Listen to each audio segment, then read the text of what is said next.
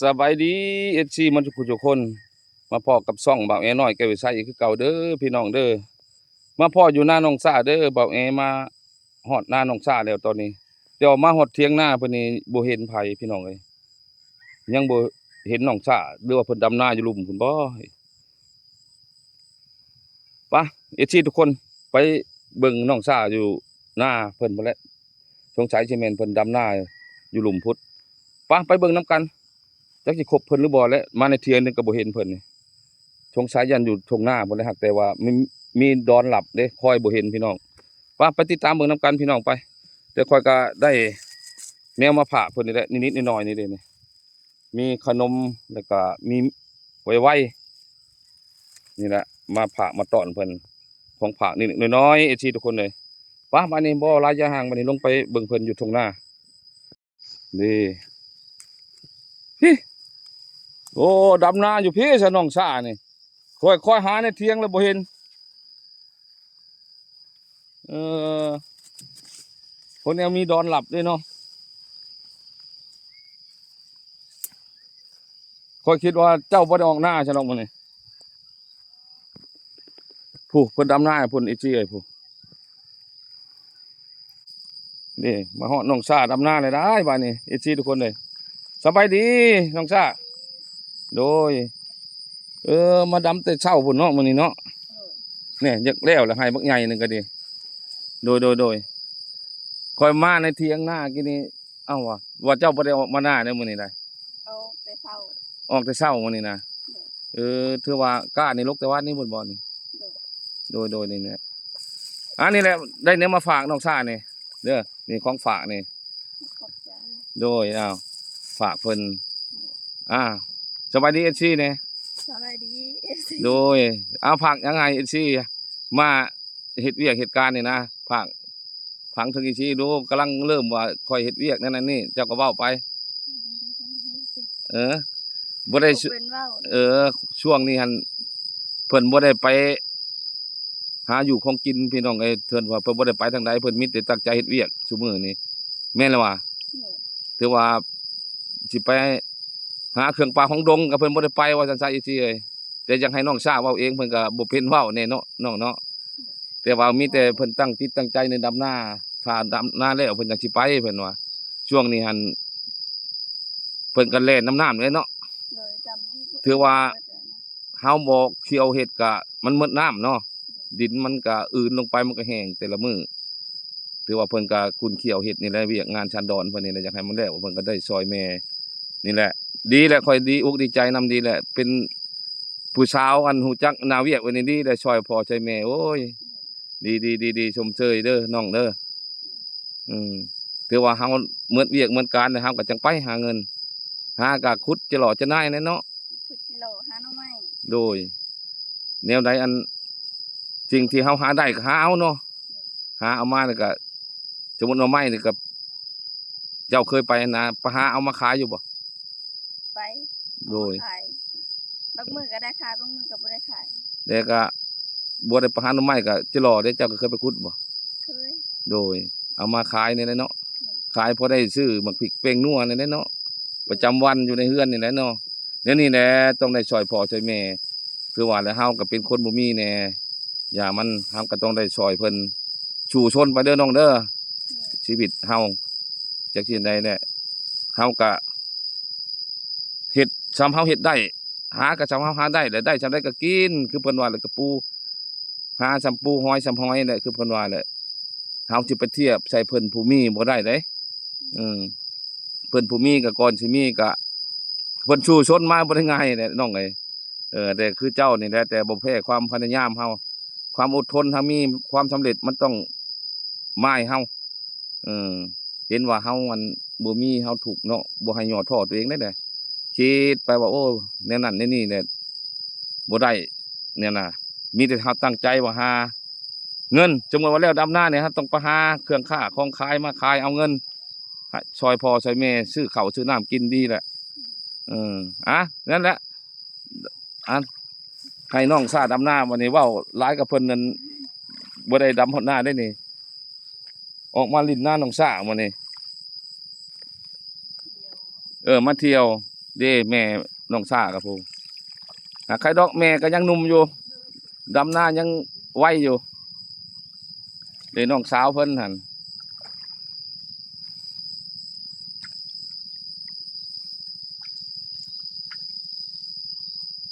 อันคือว่าบ่ทันเพลได้นี่เนาะจังน้องก็แล้วได้นี่เนาะเออถือว่าลงไปลุมมันก็แม่นบ่ของพวกเจ้าบ่หั่นโตนั่นได้ใส่เขียวๆนั่นดิแม่นบ่ของอันนั้นของน้องชายโดยนี่โดยแม่นแหละจะกินได้แหละเฮาก็ต้องได้ทานี่แหละเพราะเนี่ยเฮาแต่งบ่ได้เด้ จนดากเพิ่นลงมาให้เฮาบ่แล้วกับเพิ่นบ่ลงก็เฮาก็โจ๊ะบาดนี้เพิ่นลงตกลงมาให้เฮาก็ดำต่ออีกจะกินได้แหละนี่นี่ลูกแกะกินขนมเอาลูกเอาบ่ ลูกอันนั้นแม่น้ำเพิ่นนะ บ่กล้า อันนั้นแม่ลูก เอานี่ลูกแกะกินเด้อ ใจเด้อจ้ะ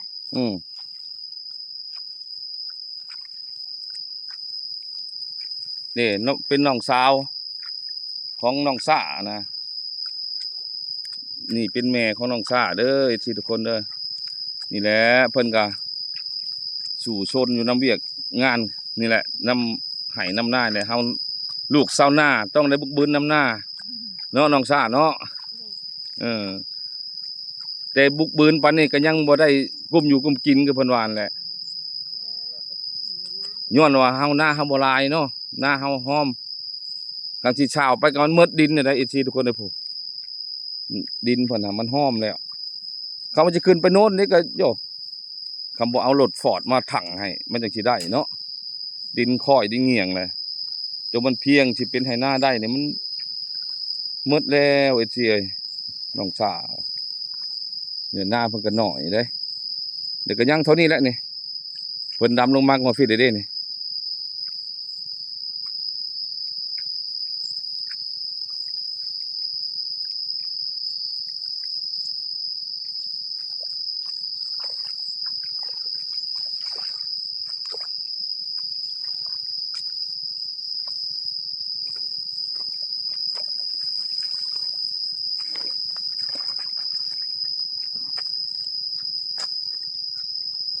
บุก อย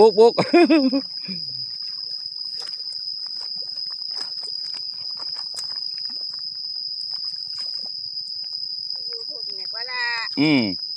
ยังกินขนม ได้ขนมเลยเด้ กันเอื้อยมาเลยนะจ้ามา นี่ แล้ว เลย ได้มาต้อนเลย ขอกระชิไปปูนกับปานนี่น้องซ่านี่เอากำลังใจให้นี่โอ้ยเนาะเอาย่างปลาเข่ามาบ้านนี่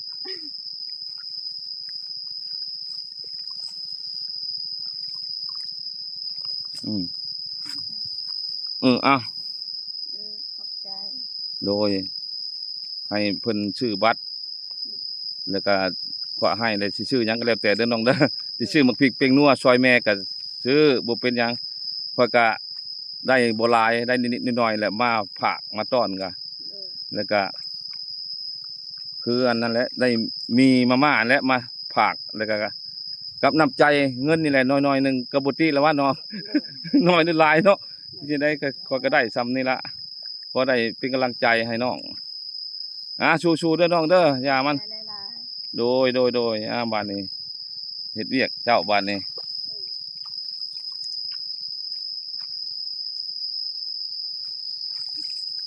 เนี่ยเพิ่นก็มีน้องสาวผู้หนึงเด้ซอยเวียกเพิ่นกับแม่พ่อได้ไปไสมื้อนี่ ๆจักไป ถือว่าเพิ่นคาดไถให้แล้วแหละเพิ่นก็ไปแล้วเนาะ ใส่แท้ จะ เลี้ยงงัว หรือว่าไปหาเลาะดงเลาะป่าบ่ เออ ยันไปหาเห็ดหาฮอนไปนั่นแหละ กินไปพอได้แกง แม่นเลย แต่พอได้กินน้ำแล้วก็แล้วเราพริกหอม เฮาเพิ่นเฮ็ดเวียกเด้อาศัยเราเพิ่นคาดไถแล้วเราก็พอได้ไปเลาะอะนะพวกเจ้าก็เข้าสู่นาเวียกนี่แหละคำฟ้าฝนตกลงมาให้ก็สิบ่โดนดอกเนาะพวกเจ้าก็ดี อันนี้ก็คำฝนบ่ตกมาให้ก็สิได้โจ้ได้นี่เนาะ ได้เยอะแล้ว ก็ถ้าเพิ่นลงมาให้พุ่นแหละ แม่น คำเพิ่นบ่ตกลงมาให้ไว้ก็สิบ่ได้ดำเนาะ บ่ได้ดำแล้ว มีแต่สิไปหาเครื่องค้าของขายนั่นเขาไปขายอยู่บ้านหมดแล้วบัดนี้เนาะพอได้อันซื้อประจำวัน แต่ข้าวยังบ่ได้ซื้อที่ข้าวพวกเจ้าหรือว่า ยังหากะสีช้ำนี่ ชีซ้ำแล้วเนาะ อืม นี่เห็นบ่เอซีข้าวเพิ่นก็ชีซ้ำแล้วสิหมดกินแล้วเพิ่นก็มีแต่สิไปหาเงินมาซื้อข้าวแล้วบัดนี้สมมุติว่าหน้าเฮาแล้วก็ใครอยู่เนาะอันนี้หน้าเพิ่นยังบ่ทันแล้วข้าวกินก็เพิ่นหมด กินหมดก่อน โดย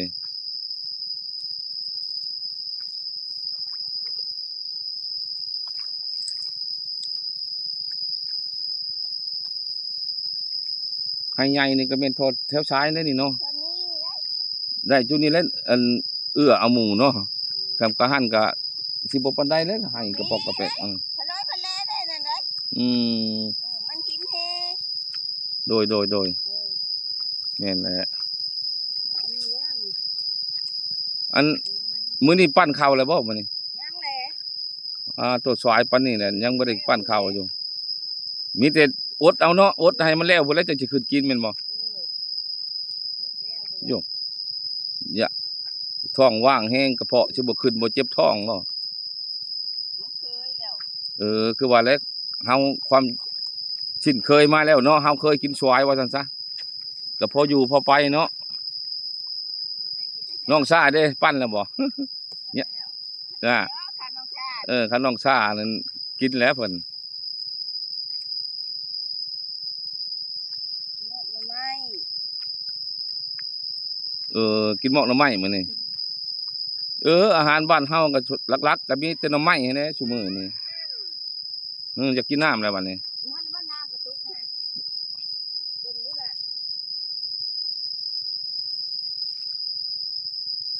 น้ำกระตุกก็จะเอาลงมานะ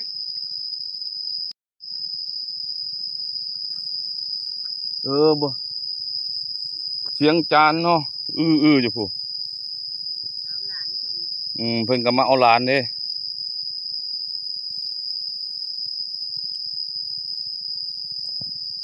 ปุ่นจักหน่อยนี่ก็สำเร็จแล้วนี่เนาะบ่โดนเลยนี่ดำนาก็แล้วบัดนี้เพิ่นมาลกกะต่อได้FCทุกคนเด้ยนี่เพิ่นลกกะไว้ดำรอบแรงบ่ บ่ไปดำดอกจ้าบ่ได้นี่ ยันถ้าว่าลกไว้หลายๆแล้วรอบแรงแล้วดำหรือว่ามันลกยากบ่กะพวกเจ้า นะอีแล้ว อืม บ่ได้ดำดอกจังว่าเที่ยงก็คืน แน่นั่นบ่ บ่ได้เมาได้ แม่นแหละเฮาก็เฮ็ดไปซ้ำเฮาเฮ็ดได้นี่แหละ อืม ก็สิเมาก็มันเมาบ่ได้ดอกมันแดดอันนี้นี่ ดูลกไว้ก็ได้ตื่นกันแรง แม่นแหละ นี่ เห็นแดด โดยแม่นเลยนี่เด้ก็ได้เลยเด้จาก2-3หมัดนี่ให้ดอกให้นั่นแล้วแหละบัดนี้ อืม ก็มีแต่ว่าเตรียมลกไว้แล้วคำบ่ได้ดำตัวแรกก็แม่นมื้อเช้าเนาะ เจ้า โดยแม่นแหละ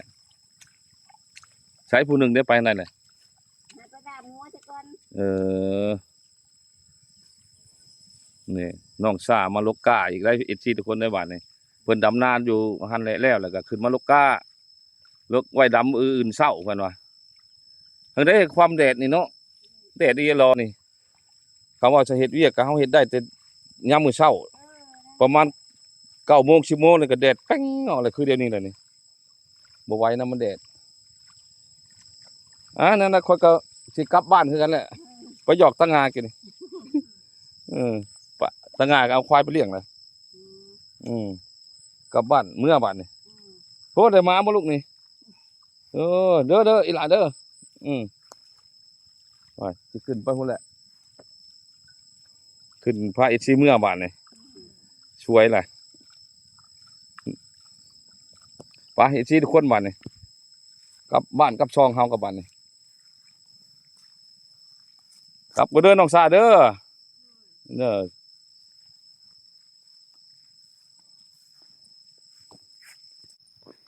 เห็นหมู่เอซีนี่แหละดินหน้าน้องซาได้นี่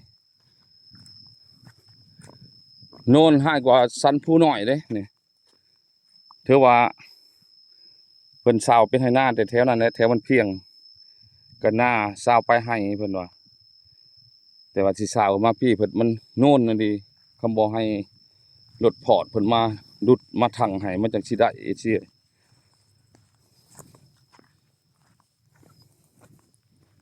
ขอยย่างขึ้นมาเทียงหน้าน้องซาพี่ขอยมาปะรถไว้ในเทียงหน้าเพิ่นนี่เทียงหน้าน้องซาเด้อสิทุกคนนี่แต่ว่าน้องหันบ่ได้นอนอยู่นี้พ่อแม่เพิ่นนอนอยู่เทียงหน้านี่แต่เพิ่นนอนบ้าน